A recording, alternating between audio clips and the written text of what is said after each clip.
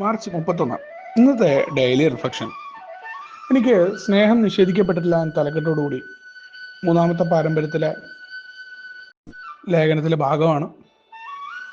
അവിടെ മദ്യാസക്തി എന്ന് പറയുന്ന ആ ഒരു അവസ്ഥയല്ലാതെ മറ്റു പല ആസക്തിയുള്ള ആളുകൾ, മറ്റു പല സ്വഭാവമുള്ള ആളുകൾ, ഇവരെല്ലാം കൂട്ടായ്മയിലേക്ക് വരുന്ന ആദ്യ കാലഘട്ടത്തിൽ അതിലൊരംഗം അദ്ദേഹത്തിൻ്റെ കാര്യം പറയുമ്പോൾ അന്നുണ്ടായിരുന്ന ആളുകളെല്ലാം ചർച്ച ചെയ്തുകൊണ്ട്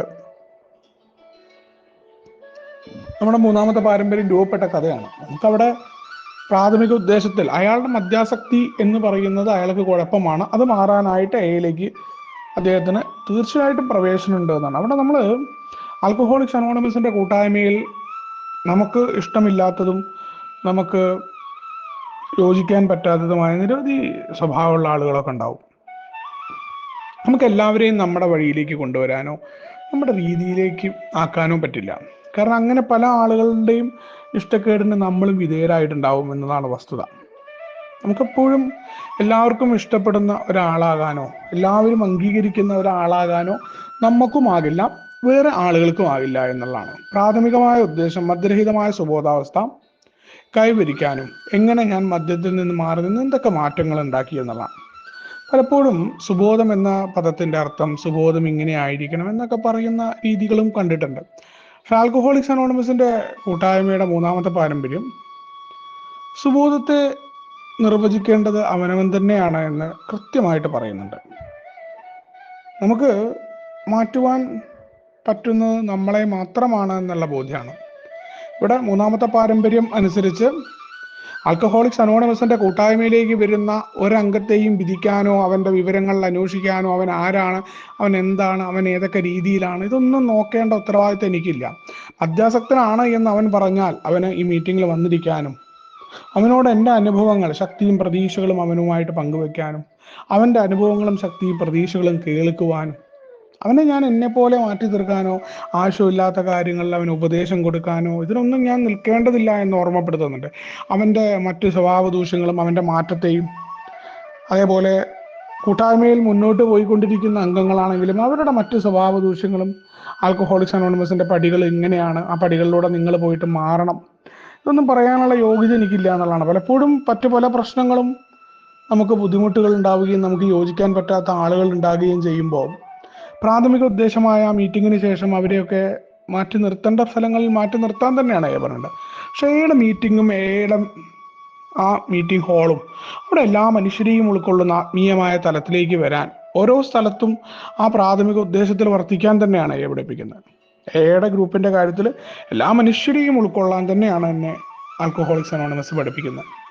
ഈ മൂന്നാമത്തെ പാരമ്പര്യത്തെ നമ്മൾ എയിൽ പാലിക്കുന്ന പോലെ തന്നെ നമുക്ക് ഓരോ സ്ഥലങ്ങളിലും നമ്മുടെ സമൂഹവുമായി ബന്ധപ്പെട്ട ആ സ്ഥലങ്ങളിൽ അവിടുത്തെ പ്രാഥമിക ഉദ്ദേശം അനുസരിച്ച് പ്രവർത്തിക്കാൻ, ഒരു കമ്പനിയിൽ ആ കമ്പനിയുടെ രീതികളിൽ പ്രവർത്തിക്കാൻ, അവിടുത്തെ കാര്യങ്ങൾ നോക്കാൻ, നമ്മുടെ വ്യക്തിഗതമായ താല്പര്യത്തെ മാറ്റി നിർത്തുക. നമുക്ക് യോജിക്കാൻ പറ്റാത്ത പല ആളുകളും ഉണ്ടാവും.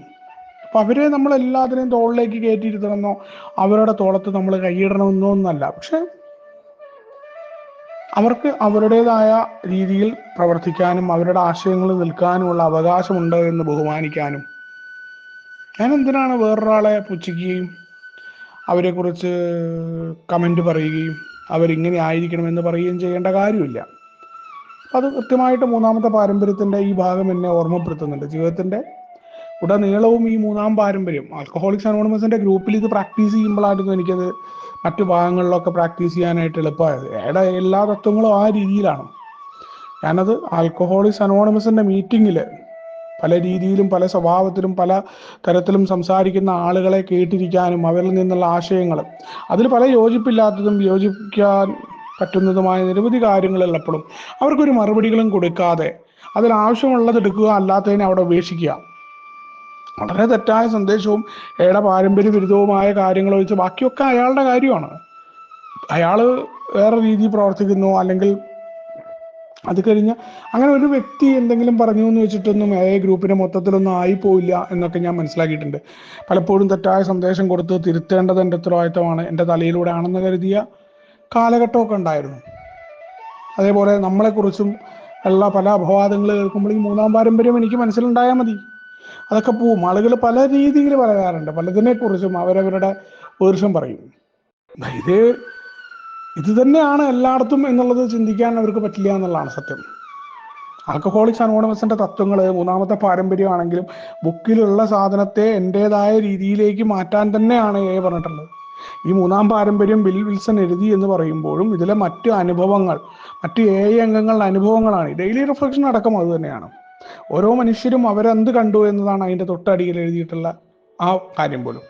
അപ്പോൾ മൂന്നാമത്തെ പാരമ്പര്യത്തിൻ്റെ അടിസ്ഥാന ആശയം ഞാൻ മനസ്സിലാക്കുമ്പോൾ ഞാൻ മറ്റുള്ള ആളുകളുടെ വ്യാഖ്യാനത്തെ വിമർശിക്കാനോ മറ്റുള്ളവർ എങ്ങനെ ആയിത്തീരണമെന്ന് പറയാനോ ഇല്ല. എന്നിലേക്ക് നോക്കാനും എനിക്ക് മറ്റുള്ളവനെ ഉൾക്കൊള്ളാനുള്ള ആ മാറ്റത്തിന് തയ്യാറെടുപ്പ് എത്രത്തോളം ഉണ്ട്, എവിടെയാണ് ഞാൻ നിൽക്കുന്നത്, ഞാൻ എത്രത്തോളം ആത്മീയമായ വശത്തിൽ നിൽക്കുന്നുണ്ട്, ഏത് തത്വങ്ങളെയൊക്കെ ഞാൻ ഉൾക്കൊള്ളുന്നുണ്ടോ, അത് പ്രാക്ടീസ് ചെയ്യാനുള്ള ശ്രമം നടത്തുന്നുണ്ടോ, ഞാൻ മറ്റുള്ളവരെ വിധിക്കുകയും അവരുടെ ഉയർച്ച, അവരുടെ വളർച്ച, അവർ ഏതൊക്കെ രീതിയിലായിട്ടുണ്ട് എന്നുള്ളതാണ്. അവിടെ ഒരു മനുഷ്യനും നിഷേധിക്കപ്പെടാത്ത സ്നേഹം ആൽക്കഹോളിക്സ് അനോണിമസിന്റെ കൂട്ടായ്മയിലേക്ക് വരുമ്പോൾ എനിക്കും ആ സ്നേഹം കിട്ടിയിട്ടുണ്ടെങ്കിൽ മറ്റു മനുഷ്യർക്ക് അത് കൊടുക്കാൻ, അത് ഏത് തരത്തിലുള്ള ആളുകളായിക്കോട്ടെ, എന്നോട് യോജിക്കാത്ത ആശയമുള്ളവർ, എന്നെ എതിർക്കുന്നവർ, ഏതൊക്കെ രീതിയിലുള്ള മനുഷ്യരുമാണെങ്കിലും ആ മനുഷ്യരുമായിട്ട് ചേർന്നുകൊണ്ട് പ്രവർത്തിക്കാൻ ആൽക്കഹോളിക്സ് അനോണിമസിന്റെ പ്രാഥമിക ഉദ്ദേശം മദ്യരഹിതമായ സുബോധാവസ്ഥ നിലനിർത്തുകയും മറ്റു മദ്യാസക്തരെ വേറൊരു സഹായങ്ങളുമില്ല, എൻ്റെ അനുഭവങ്ങളും ശക്തിയും പ്രതീക്ഷകളുമാണ്. ആവശ്യമില്ലാത്ത കാര്യങ്ങൾക്ക് ഉപദേശം കൊടുക്കുക, ആവശ്യമില്ലാത്ത കാര്യങ്ങൾ ഇടപെടുക, കൂടുതൽ കാര്യങ്ങൾ കുത്തിച്ചൊഴിഞ്ഞ് ചോദിക്കുക, അയാളുടെ വിധി പ്രസ്താവങ്ങൾ നടത്തുക, അയാളുടെ കുടിയുടെ വീണ്ടും ഉണ്ടാകുന്ന പുനഃപതനങ്ങൾക്ക് മാർക്കിടുക, അയാളുടെ സ്വഭാവത്തിന് മാർക്കിടുക, ഇത്തരം കാര്യങ്ങളിൽ നിന്ന് മാറി നിൽക്കാനുള്ള തയ്യാറെടുപ്പ് കൂടിയാണ് മൂന്നാം പാരമ്പര്യം ഓർമ്മപ്പെടുത്തുന്നത്. സ്നേഹം എന്ന് പറയുന്നത് വാക്കുകളെ കൊണ്ട് വിരുത് തീർക്കുന്ന ആ മാന്ത്രിക മായാജാലമല്ല, മറിച്ച് അതെൻ്റെ പ്രവൃത്തിയിലേക്ക് മറ്റു മനുഷ്യരെ ഉൾക്കൊള്ളാൻ മീറ്റിങ്ങിലും തത്വങ്ങളിലും എല്ലാം തന്നെ പ്രാവർത്തികമാക്കേണ്ട ഒന്നാണ് എന്ന വളരെ കൃത്യമായ ഓർമ്മപ്പെടുത്തലാണ് ഇന്നത്തെ മൂന്നാമത്തെ പാരമ്പര്യവുമായി ബന്ധപ്പെട്ടുകൊണ്ടുള്ള ഡെയിലി റിഫ്ലക്ഷൻ. നമുക്ക് ഒരുമിച്ച് കൊണ്ടേ പറയും തത്വങ്ങളോടെ മുന്നോട്ട് പോകാം. ശുഭദിനം, സുപ്രഭാതം.